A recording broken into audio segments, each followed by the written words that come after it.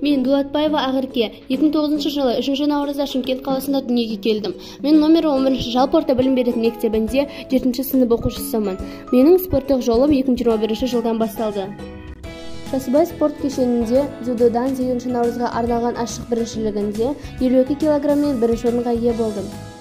Павлодар облысының дене шынықтыру және спорт басқармасының ұйымдастыруымен самбо бойынша жасөспірімдер арасында жеңіс күніне арналған ашық облыстық турнирінде бірінші орын иелендім.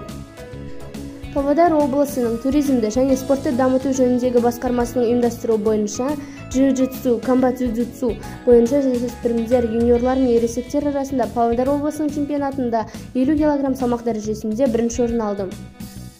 Қазақстан Республикасы Мәдениет және спорт министрлігінің спорт және дене шынықтыру істері комитетінің ұйымдастыруымен Талдықорған қаласында өткен камбо-дзюдзусуда жасөспірімдер мен жастар арасында өтетін Қазақстан Республикасының чемпионатында фулл контакт бөлім бойынша бірінші орын, дәл осындай мәтінмен клосс контакт бөлім бойынша бірінші орынға ие болдым.